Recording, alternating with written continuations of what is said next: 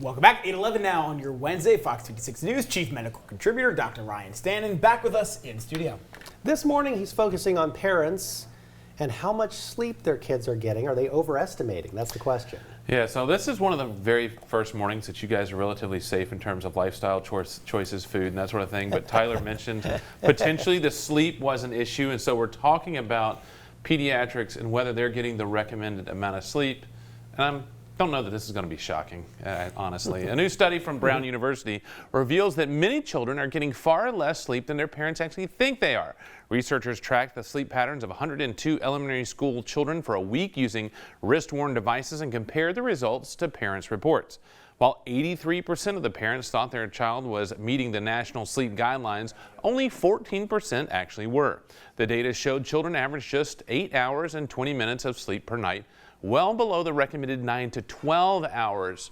Parents, meanwhile, estimated their children were sleeping more than the 9 hours, and 9.5 hours. Much of the gap came from unrecognized wakefulness, such as kids were awake an average of 38 minutes per night, but parents reported fewer than 5. The study also found disparities. Latino children slept slightly less than non-Latino children and were far more likely to meet guidelines.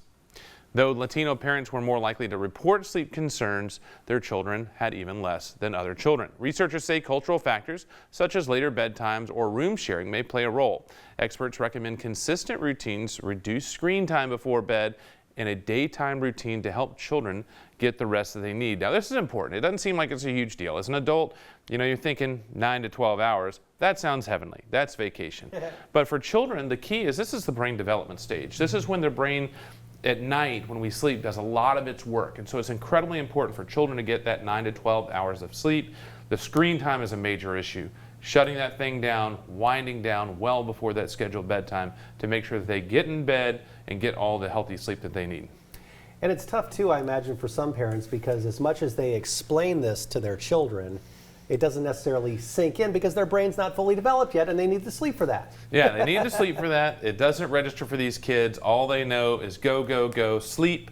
And so honestly, with how busy our parents are right now with jobs and careers and household stuff, sometimes that push back just a little bit more, and of course children will push that bedtime back, especially when it's weekends and summers, things like that. But you do need to make sure you try to keep that routine, because for children that routine is even more important. So even weekends and holidays, still setting that bedtime at a similar time, because that consistency will help produce the better quality sleep. Now I finally understand why my parents said I had to go to bed at halftime of Monday Night Football.